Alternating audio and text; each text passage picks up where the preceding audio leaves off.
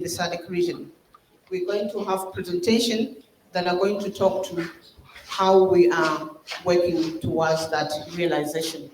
I'll start with just inviting the Director of Social and Human Development at the Sadc Secretariat, Ms. Duduzile Simelane, to just give us some introduction. Thank you.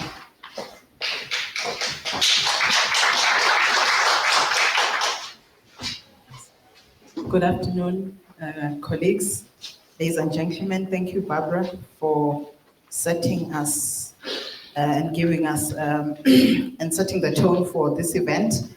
It's a pleasure for me, ladies and gentlemen, to welcome you to this Sadc session on realizing an AIDS-free generation in the Sadc region. This session is intended to create a platform for Sadc member states to share their work related to HIV and AIDS programs which are ongoing in the member states, as well as share some good practices on a project, a regional project that is being implemented, which is funded by the Sadc member states, and it is known as the Sadc HIV Fund, which you will be hearing about this afternoon. We will also share some lessons from the implementation of programs in the member states, and also share with you some of the achievements that we have scored or made as a region in terms of meeting some of our global and regional targets.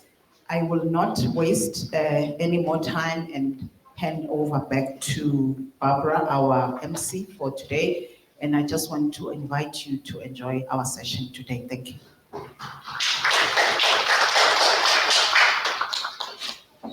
Thank you, Madam Simelane. I would like at this point to just give us a context of our discussion this afternoon. Invite Dr. Lamboli Kumboneki, who is the Senior Program Officer for HIV and AIDS programs at the Sadc Secretariat. Thank you, Barbara. I think I'm tall to be. So let me go down. so we can balance. Thank you so much. Good afternoon, everyone, and thank you for coming to this session. So I'm just going to give a brief on the work that Sadc has been doing as far as HIV is concerned, but also health. As Barbara mentioned earlier, this is a region which accounts for almost 300 million populations, and out of the 300 million, which represents only 4% or 5% of the world's population, we account for 44% of people living with HIV, which means we are the most affected region. When they speak HIV, they speak Sadc. And speaking HIV means that we've been the most hit region in the community.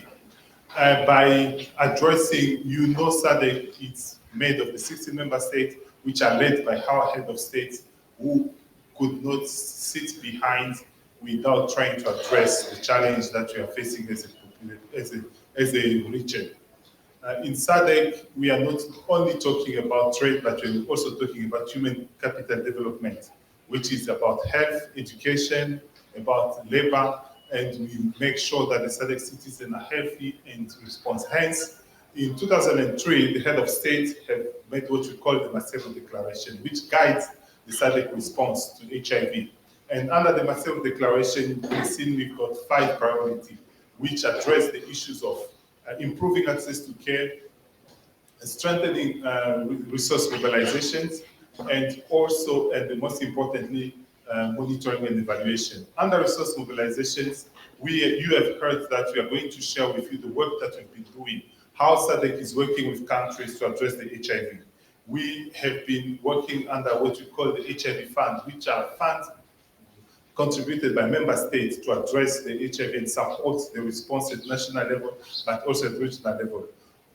Today, we are going to hear a bit of the work which has been done through the different projects. There are 13 projects currently ongoing across the 16 member states, where we address different aspects of the HIV response, be it addressing the youth, sustainability, the cross-border issues, especially the key population around the cross-borders community, but also the elderly. So today you have a panel of a team of different organizations which are working with Sadc in implementing the project. So without further ado, I'm going to pause here and to allow the first presentation to come, which is going to be made by the Youth Advocate Zimbabwe, implementing project in 3 countries. Thank you. Over to you.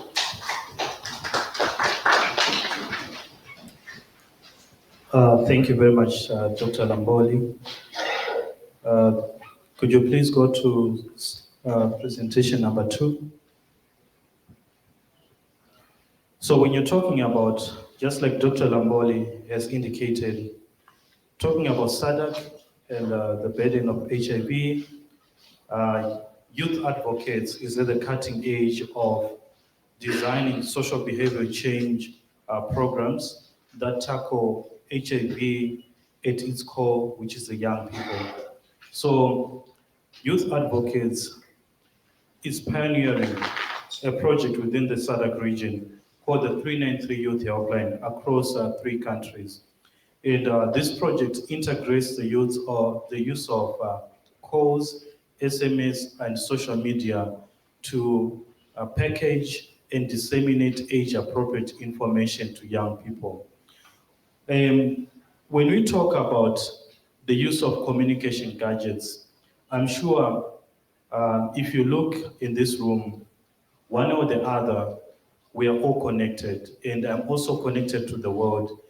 And the only way that we are connected is through the use of mobile phones. So our project focuses on integrating communication channels, which is a contact center, where young people are able to access age-appropriate information. They are linked to high-impact HIV services. And these services, okay, the slide is on. So can you go to slide number 2? Thank you. So looking at young people, we are saying you fare disproportionately poor across all HIV cascade compared to other age groups. And when we are looking at existing intervention, they are more facility-based. And we try to devise a project that integrates the facilities with community interventions. Studies have indicated that we are better able to tackle HIV when we link young people to social, biomedical, and economic interventions, including education. So what we did is to bring together different services into one platform, which is a mobile-based platform. And we offered services to young people by disseminating leaflets and conducting community activations across 3 districts in Southern Africa, which is Zomba in Malawi, Zushavani in Zimbabwe, and Francistown in Botswana. So our study focused on 4 objectives, which is number 1, to evaluate young people's knowledge of and access to information service about HIV/AIDS and available related services. And then the next objective focused on to determine the health and developmental service referral completion rates for young people. I'm sure to those of you who work with young people, every time you refer a young person to a service, sometimes when you check if they've received the service or if they've gone for a service, you'll notice that about 34% to 45% of them actually complete the services. So what we did was to devise a way that uses mobile phones and physical tracking to check if young people can really take up services at both clinics, local health facilities, local development organizations, and educational services. So, moving on to the results of the study, we have got, we reached a total of 22,000 young people within 3 districts. And by age disaggregation, you notice that we had a high proportion of the 15 to 19-year age groups, and also a low proportion of the 10 to 14-year age groups. And most of our clients were female. Now, as I indicated that our intervention not only focuses on clinical interventions, but if you look at the graphs in front of you, you'll notice that we reached young people with PrEP services, we reached young people with condoms, we reached young people with family planning. By the way, just to reiterate, these services we're referring using mobile phones. It's a contact center at 393 toll-free, also using social media and SMS. So a young person would call the helpline and ask for a specific service. For example, if they ask for maybe for HIV testing, we'll refer them to the local health facility and then they'll go and get tested. And then after getting tested, we'll also assess the vulnerability of that young person. And then based on their vulnerability, some of them were out of school, some of them were coming from economically insecure households, some of them were experiencing gender-based violence. So all these indicators that you're seeing on these bar graphs show the different vulnerabilities that we're able to address using the helpline. So you'll see there's a general HIV information, drug and substance abuse, mental health, HIV treatment, HIV support, HIV CD4 count, and then viral load monitoring, VMMC, and social protection. Based on the findings of our study, we noted that knowledge of HIV status remained suboptimal within the young people within the district that we focused on. And then among youth in the inline survey, the higher proportion were aware of the HIV status. So at baseline, we had about 70% who knew the HIV status, and then at inline, it was at 90%. And then majority of youth living with HIV are not on treatment, are on treatment, and we're at 90% and then 92% at the end line. The HIV viral load testing was higher in those who accessed the youth helpline at end line compared to the baseline. So at initial phase we're at 55%, and then when we did our end line, we're 63%, which is a very good increase. And then acceptability of the helpline, which is our first objective, where we focused on, are young people willing to accept accessing HIV services using mobile phones? Now with the issues of data protection, the issues around access to mobile numbers and the potential of us being able to offer multiple services to diverse young people. Over 90% of young people are mobile phones, and we are piloting this, and the results are showing that the proportion of helpline users who would like to take up an HIV service when referred increased from 62% to 90%. So more young people are opting to want to access HIV service via their mobile phones and to access information via mobile phones. Even talking about their viral load routine monitoring, when there are issues, they are opting to talk via mobile phones. And then when asked which platform they would prefer to communicate, 60.3% say they would like telephones, and then 69.6% said SMS, and then 33.1% said they'll prefer WhatsApp. And then 96.8% of the survey participants indicated that they would recommend the youth helpline to a friend. So what it means is that more young people were happy with the service of youth helpline and they'll recommend to friends. And then when we looked at the experience of the youth helpline, it was 95.1% approval from the young people. Conclusions. Significant needs gaps for HIV services remain among young people in the street districts where the intervention was delivered. Key gaps identified at community level include HIV testing, HIV viral load testing among youth living with HIV. So the shift to index testing affected a lot of young people that we're interacting with. They were not able to access HIV testing because most facilities were looking at the vulnerability and then focusing on index testing. And then key gaps identified at community level include HIV testing, sorry, I think I've indicated this one. A youth helpline intervention can be used to increase knowledge HIV status among young people through active referrals to HIV testing. So based on the data, we are also seeing that layer services such as youth helpline are highly acceptable, can serve an additional avenue to reach young people. And then consideration must be done, also be made for reaching vulnerable youth who do not have access to mobile phones, as well as reaching communities whose belief and social norms may also affect uptake of HIV services. Within the region, we noted that there were a lot of cultural norms and values that deterred young people from discussing issues around sex and access to HIV testing. A lot of young people, when you talk about HIV testing, it's associated with high sexual activity. So we noted that when we used the helpline, young people were more confident when they were looking for HIV services. And they were 3 times more knowledgeable when it comes to HIV knowledge and where to take up services and associated high impact HIV services. Thank you.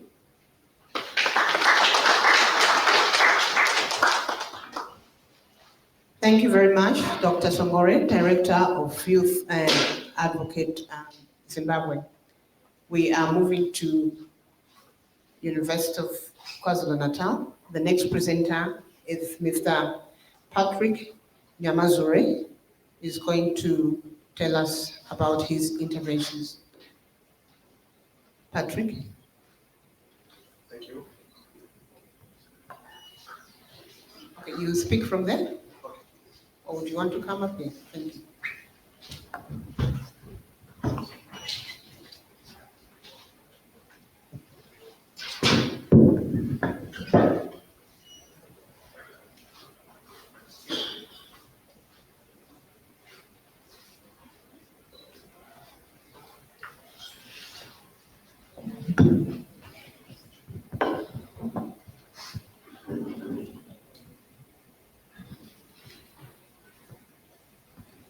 Good afternoon, everyone.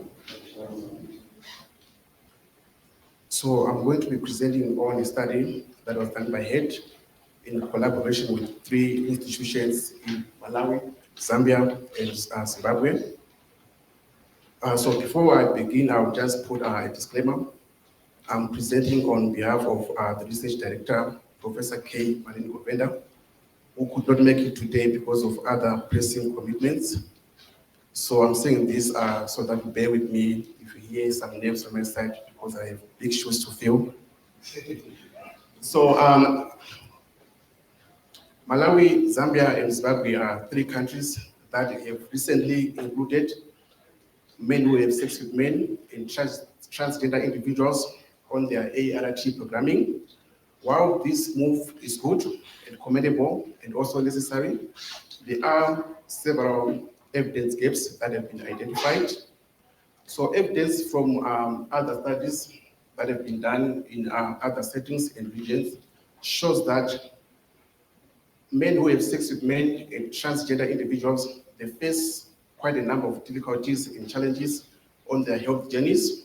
And one of these challenges centers around what is referred to as intersectional stigma.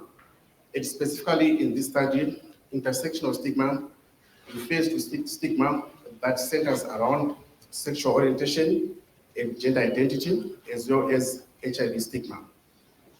So there is a need, or rather there is an important need to understand these stigmas within local Sadc context, and there is an absence of research that has been done in order to explore the effect of intersectional stigma on ART uptake and retention, particularly among SMM and transgender individuals. So hence, there is also an important need for rapid translation of results into interventions. So moving on to the next slide. So specifically in this study, it's centered around 4 objectives, which I will also refer to as phases. So the first phase, or the first objective, is centered around exploring the experiences of intersectional stigma among young HIV positive MSN and young HIV positive transgender people. And we're specifically looking at the psychological and social processes of risk, social vulnerability and resilience. And then the second objective, or the second phase, is centered around using the data that we collected in the first phase to develop a context-specific explanatory model. And then the third objective, or the third phase, we intended to use this model to develop and pilot a contextual relevant psychosocial component to enhance current HIV interventions. And then the fourth objective, or the fourth phase, was to design programmatic guidance. So just to explain a bit, this was a 3-year study and it's still ongoing, but however, we've already completed objective 1 and 2, and we're moving on to objective 3, which will only begin next year, end of January. Moving on to the next slide.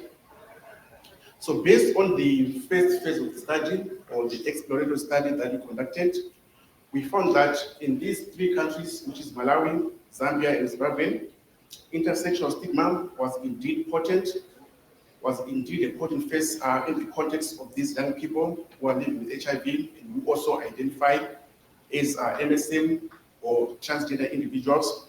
And this intersectional stigma, it did differ depending on the context of these individuals.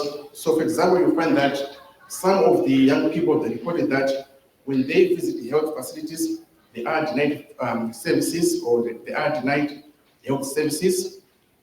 We also found that within the communities that these young people reside, they also face, or they also experience different forms of violence, including verbal as well as physical forms of violence.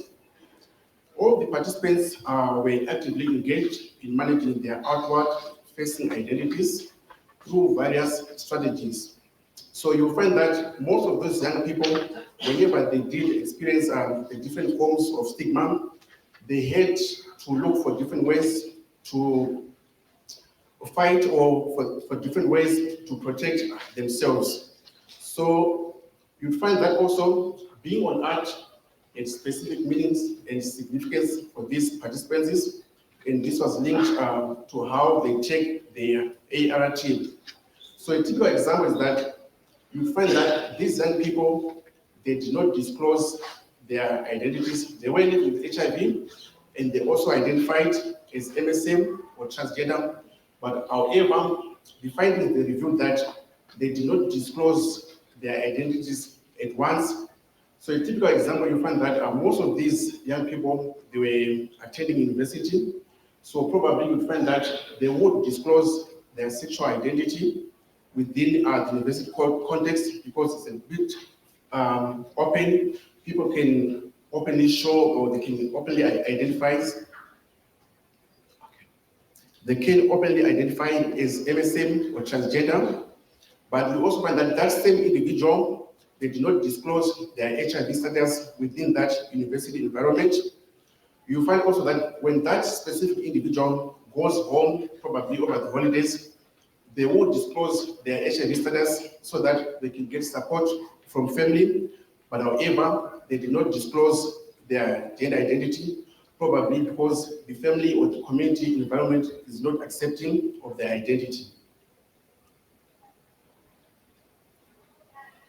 We also found that most of these young people, they were not comfortable taking the ART medication because of the intersectional stigma that was present in their communities. So you find that they would use different mechanisms in order for them to not disclose that they were on ART. For example, they would use containers, for example, labeled aspirin, from which they would take the ART medication from. In other cases, we also found that when these young people, they were going for a sleepover or they were visiting a romantic partner, they would leave their treatment behind, which led to them missing their doses. We also found that among these young people, as a way of trying to cope with stigma, they ended up abusing alcohol, and this had a number of negative effects, including the fact that whenever they abuse alcohol, they would forget to take their treatment or they would not take their treatment on time. Moving on to the next slide on recommendations. So long-term ART adherence remains a global challenge for all groups, and specifically we find that adolescents and young people who identify as either MSM or transgender, they need specifically focused approaches for them to remain on ART treatment. So we recommend that there is a need to scale up friendly and secure interventions specifically developed to address the comprehensive needs of sexual minorities living with HIV. So this is quite important that these interventions, they have to be tailor-made, because you find that interventions that work for MSM may not specifically work for transgender individuals. So these interventions, they need to be tailor-made. There is also a need to design and implement comprehensive approaches to address intra-community stigma against HIV sexual minorities. So this was quite important that among the participants who identified as MSM and transgender, there was intra-community stigma whereby among themselves, if you're living with HIV, you were stigmatized by your peers. There is also a need to enhance the component of mental health support through provision of flexible, innovative means such as lay counselors or through use of social media. And on a more general level, there is need to repeal laws that criminalize same-sex behaviors, especially within the Sadc region. Thank you. Thank you very much for that. We are running against time, so I'll request the next presenters to really be brief as per our debrief. Let's stick to time. The next presenter is Mr. Kenneth Kamui, the project manager from Walvis Bay Corridor. If you could just come up front and let's observe time. Thank you.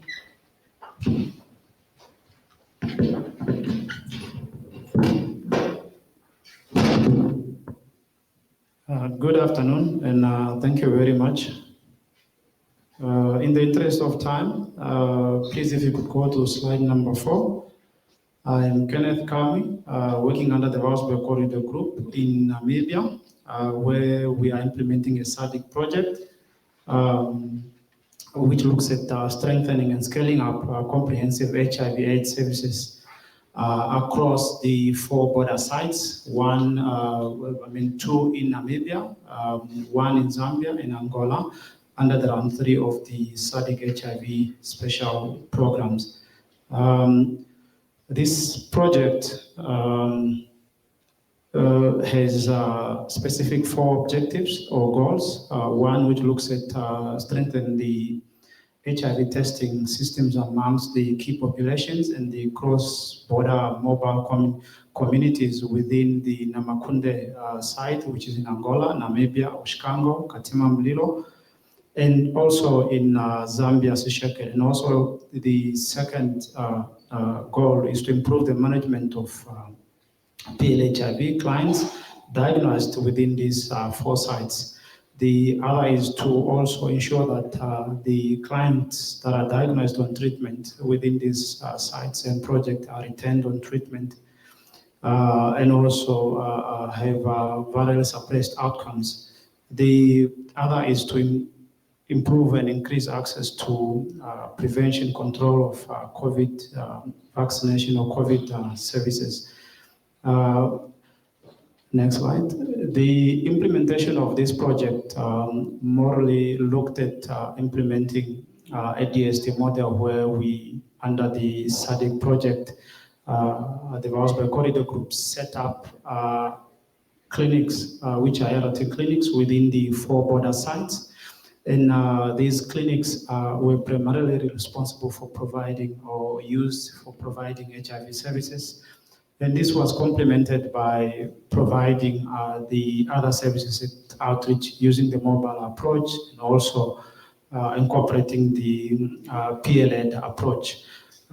Through this project, next slide please, slide 5.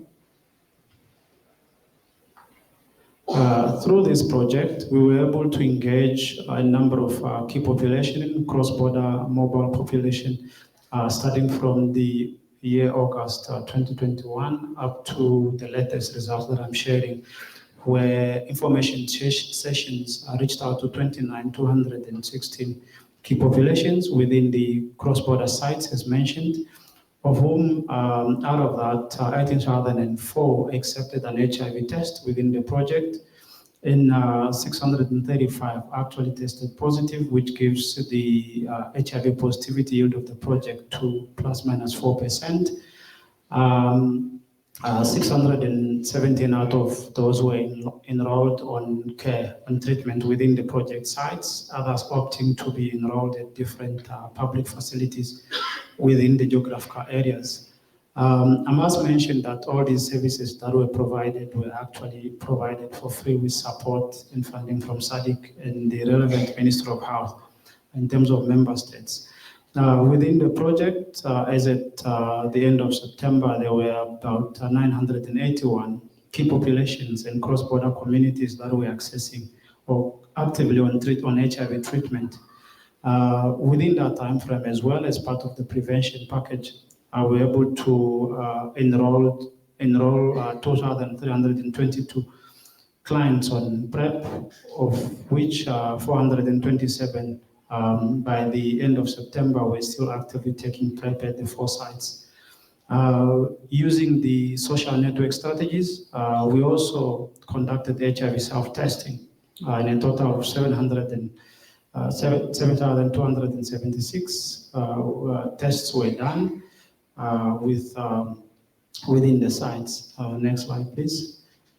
Apart from the data that we have just shared, I'd like to also share the other successes that we were able to achieve within this Sadc-funded project, which looked at facilitating learning exchange visits within the 4 sites. We were able to replicate lessons from site 1 to the next in terms of improving outcomes or service delivery to key population.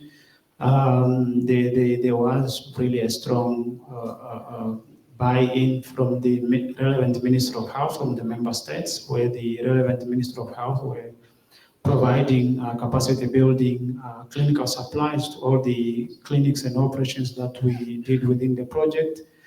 We were able to engage and lobby private sector and collaborated on many campaigns within the project sites, and also rolling out of the MMD to ensure that our clients, since we deal with mobile populations, and KP would remain on treatment by giving them longer prescriptions. Integrations of cervical cancer screening for females living with HIV within the sites, at least for the 2 sites which are in Namibia.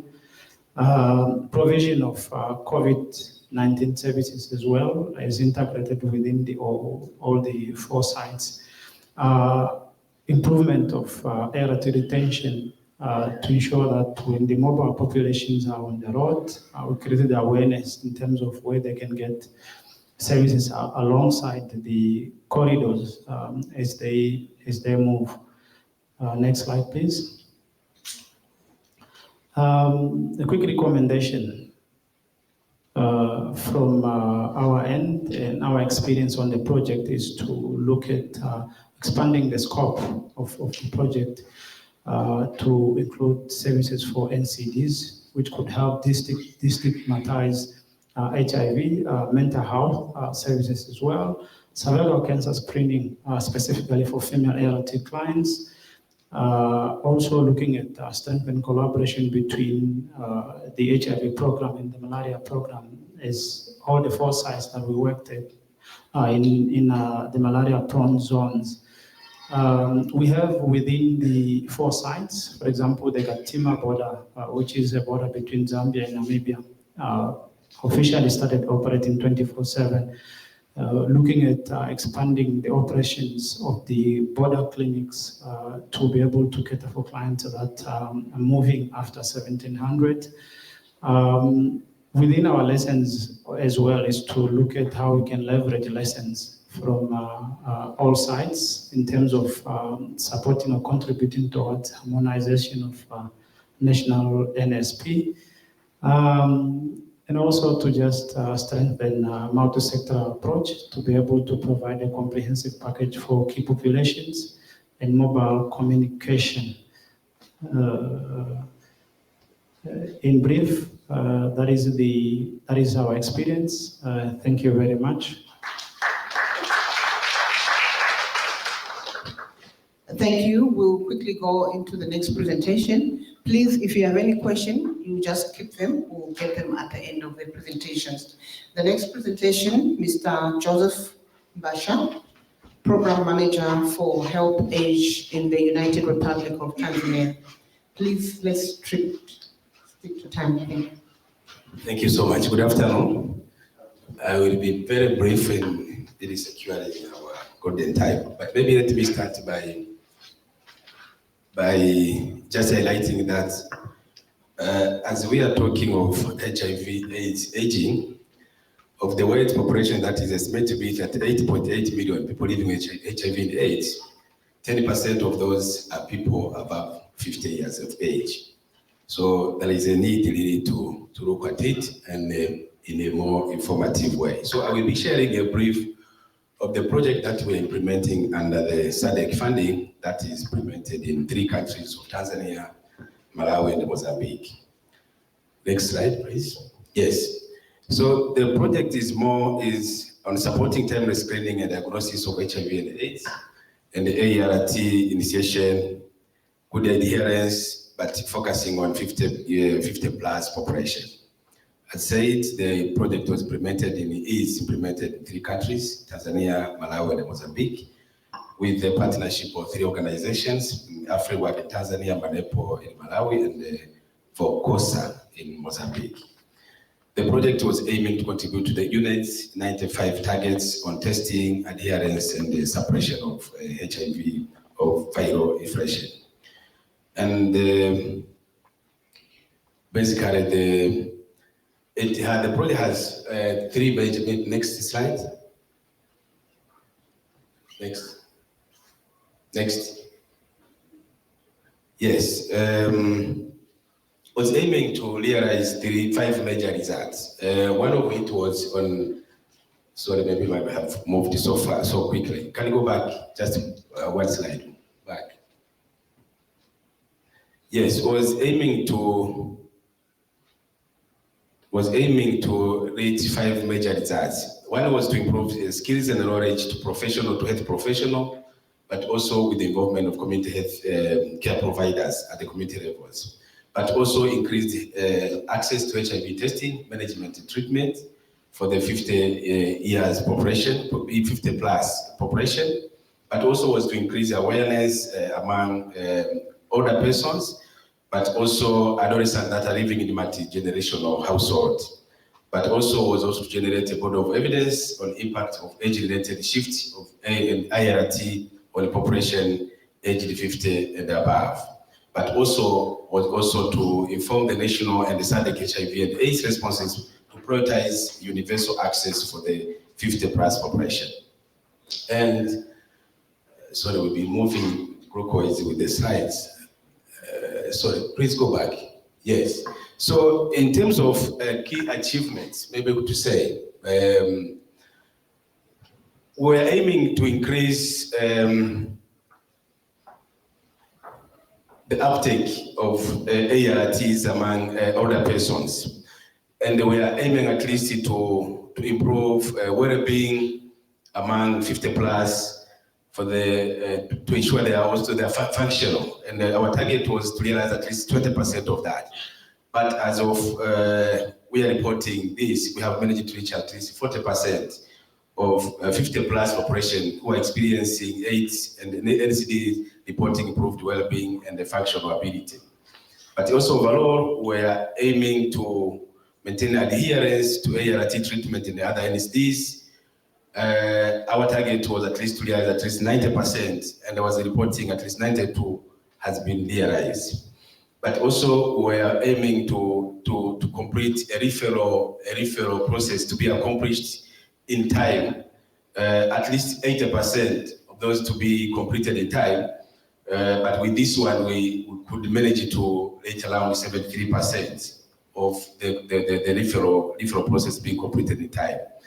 And we were also aiming to increase the percentage of operation accessing HIV and NCD management treatment at 55%, and then at least 63% of those above our targets. What do we see? Next slide. What can we share as our lessons during these 2 years of implementations? That involvement of peer educators has seemed to be very effective in transmitting health educations and hence behavioral change among this population. But also involvement of the active aging clubs has been a key in addressing loneliness, mental well-being, but also adherence to ART and NCD treatments. But also a component on intergenerational approaches has been very effective in promoting information sharing across age cohorts, and that also has helped in addressing ageism and the stereotype of 50+ population.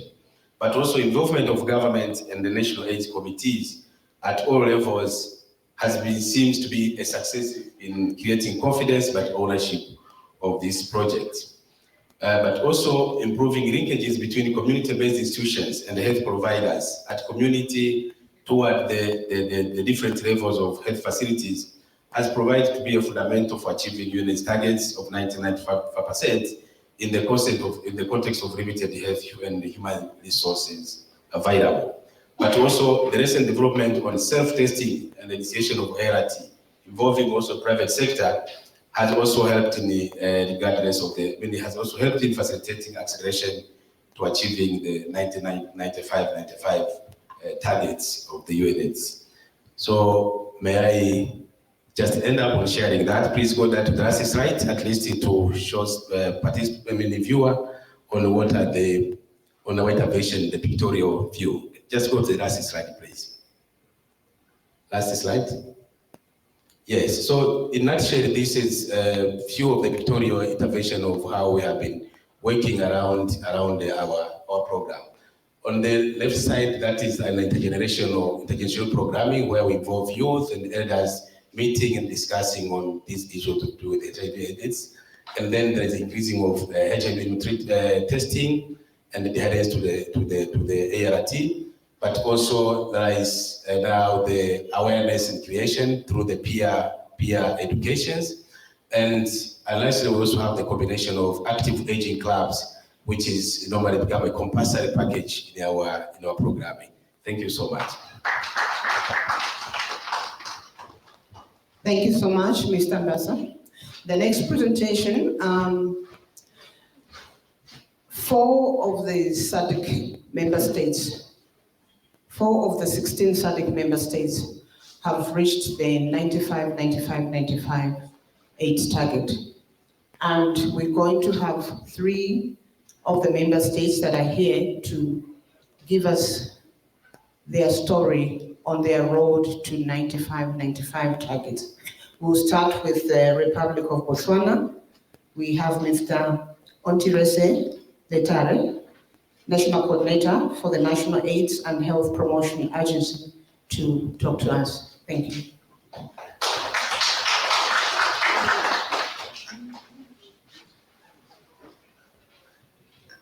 Thank you very much.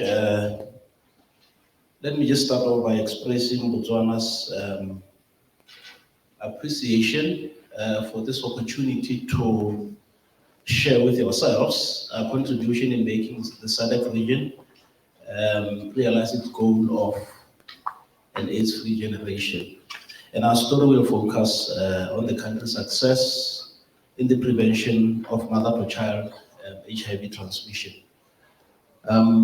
Yes, that's the slide that I will start. And I think by way of history or historical background, the first HIV case in Botswana was recorded in 1985.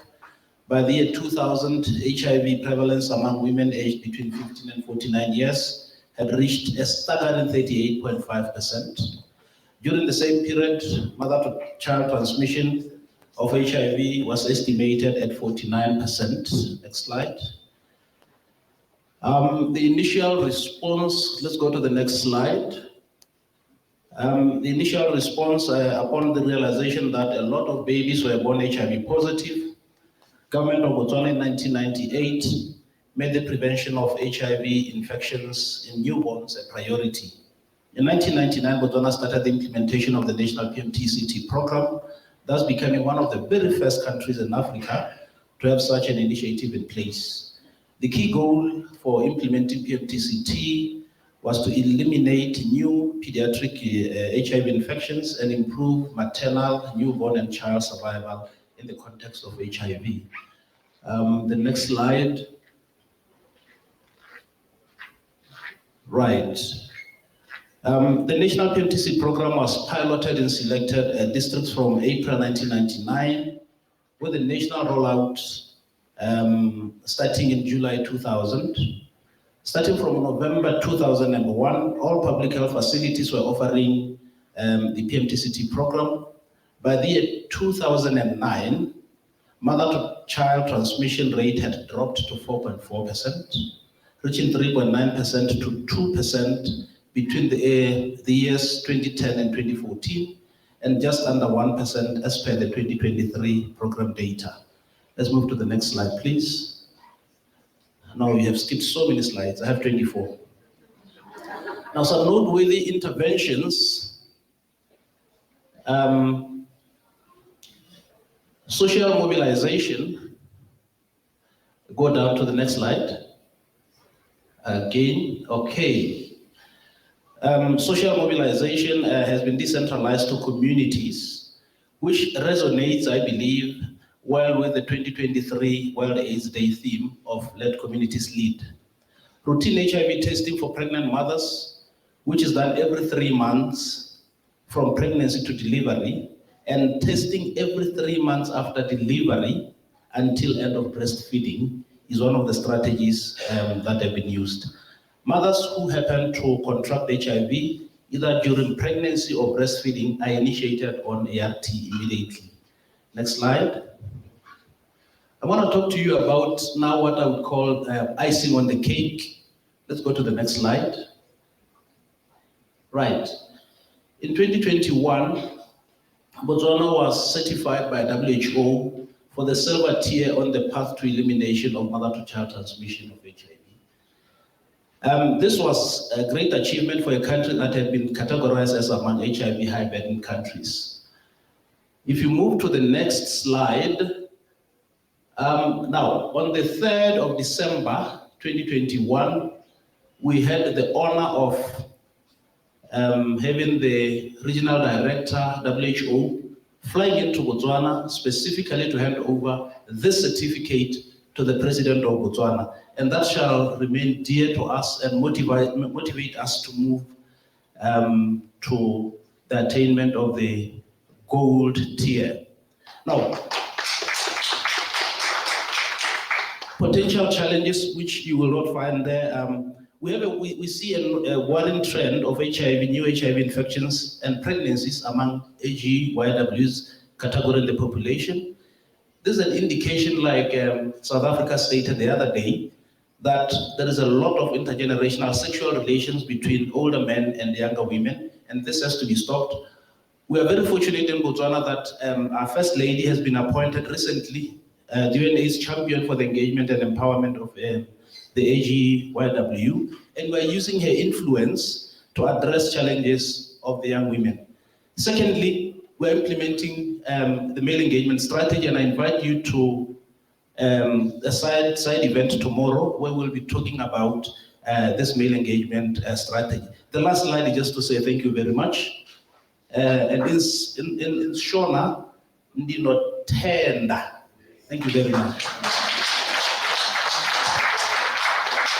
Thank you very much, Botswana. We will now have Eswatini, Kingdom of Eswatini, Mr. Dumisani Kunene. You will introduce yourself and quickly stick to time. Thank you. Good afternoon, all protocol observed. I'm Dumisani Kunene from the Kingdom of Eswatini. I will briefly just go through the successes that we have had in Eswatini, focusing mainly on adolescent girls and young women. Can I have the second slide, please? Yes, I think this is the basically status that we are in now. The HIV prevalence amongst those that are 15 and above has decreased to 24.8%. Annual incidence has reduced to 0.62%. And I think that's a challenge for Eswatini, because when you're at 0.62% and you're still looking for new infections, it becomes difficult where to find them. So it's a very, very hard task for the country to actually identify those infections. I can just give a background at this stage in terms of basically how did we get here. In Eswatini, the adolescent girls and young women were classified as a population at risk for HIV acquisition before 2010. So this population, when we were busy with the mods, was identified as the population at risk of acquisition for HIV/AIDS, and there was a lot of mobilization, basically to direct services and programs to this group. So basically, this led to increased programs, including in-school and out-of-school programs, and also this basically resulted in the mobilization by PEPFAR of the DREAMS project to be implemented in Eswatini and other projects, and other programs as well. I think political commitment from our government in terms of trying to intervene and respond to the socio-economic issues that affect these young people basically was also set up. We've got economic empowerment scheme that is basically targeted at the youth. And also there were efforts to keep the girl child in school, as girls are likely to drop out of schools than boys. Basically, we have seen that in some of our countries, the people that carry the burden of HIV is mainly the females, and mainly adolescent girls and young women. Life skills education was introduced in school to try and strengthen the capacity and the choices and the capacity of the child to make choices when it comes to sexual behavior. And our NSF, the National Strategic Framework, started basically calling for combination HIV prevention, which is going to be looking both at the biomedical issues and the non-biomedical issues, because we cannot treat ourselves out of the epidemic. Eventually, our bodies are going to get tired of the medication, so we need to make sure that we always dual up with non-biomedical interventions when we are treating and we're fighting HIV/AIDS. So at the moment, we are in a situation in Eswatini where basically biomedical service provision has exceeded the demand, except that the access for this service is difficult in some other areas. If you go to the rural areas, the adolescent girls are aware of these services, but the access, because of what infrastructure, is quite difficult. Can we go to slide 5 so that I can just wrap up? Just go to slide 5.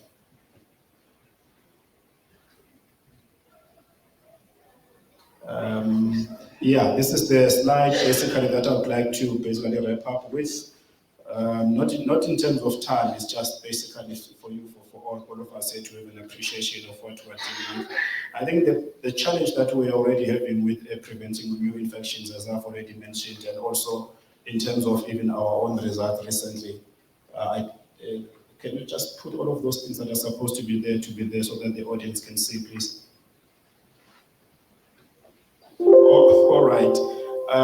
So there's a slide, I think it's slide 5 of the presentation, that shows that incidence among women among women above the age of 15 has basically decreased from 1.4 to 1.1. And incidence amongst women aged 15 to 24 has only moved by just a few margin, from 1.67 to 1.63. But incidence amongst adolescent girls and young women were between 25 and 34 actually increased from 1.5 to 1.9.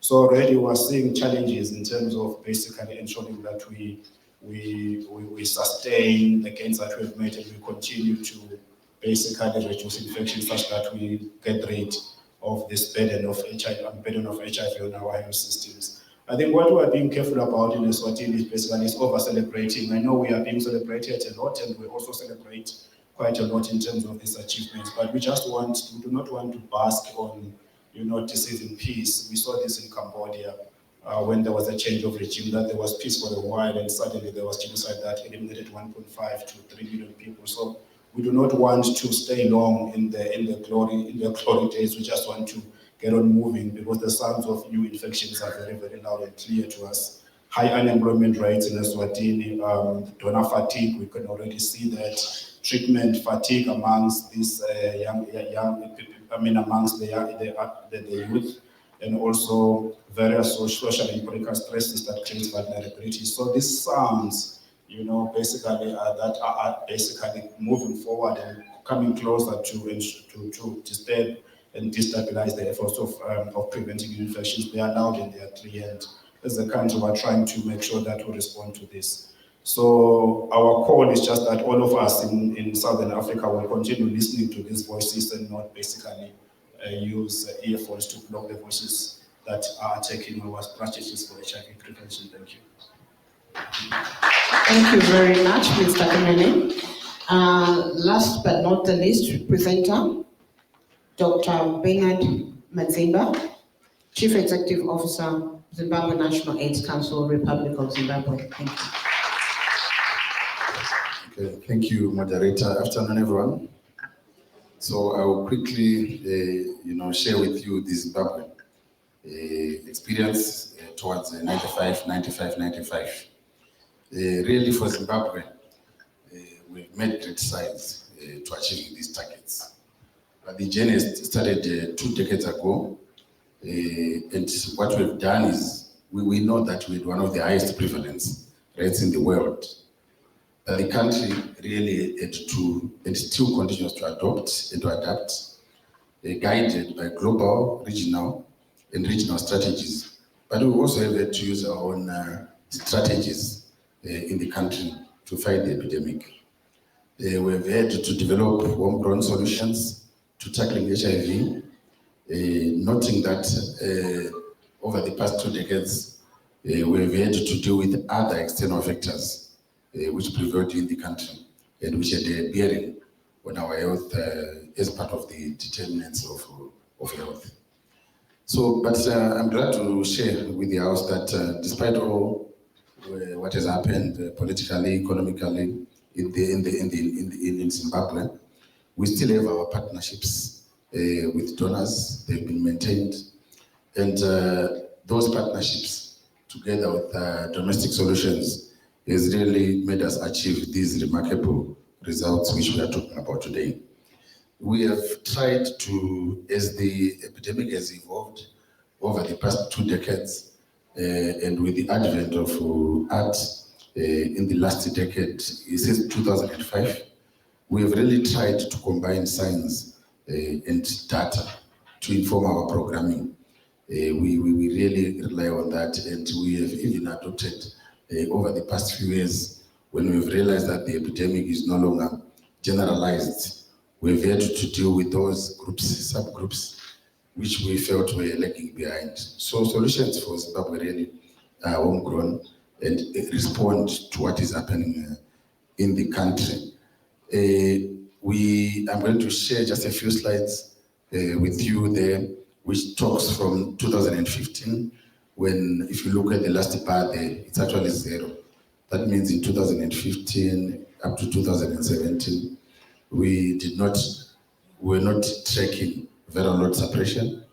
But we are glad to say that the results for 2022 using models, and which is based on health facility data. For Zimbabwe in general, amongst all age groups, it shows that we are 95% on knowing their status, 99% knowing on effective ACT, 95% with the viral load which is suppressed. But if you look for adults, the adults data, it's even better, because those who know their status goes up to the adult population. We're talking about 15 to 49, which in a way also includes some children, adolescent children.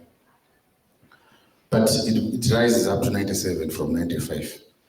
But the next graph is the one which we are not so happy about, which shows that 65% of children who are HIV positive know their status. So although the next bar then talks about 100%, that is 100% of 65%. So that is not good. And as a country, I think we are one of the 12 countries which have committed to Global Alliance to ending HIV in children. We were in Montreal and we're in Tanzania, and we have launched it locally, that commitment, including the triple commitment to triple elimination of HIV, syphilis, and hepatitis B in children. We are scaling up. We will scale up all the interventions as articulated in the policy documents. But just to stick to the issue of how have we reached to where we are, we think that there are a lot of factors which have contributed to this, but I will start at the top, where the leadership itself of the country has really committed itself to the HIV response. One of the examples is really the National AIDS Trust Fund, which is a committed fund, ring-fenced to fight HIV, but now also extending it really to other epidemic-prone diseases which we are facing as a country. So that commitment is there, even the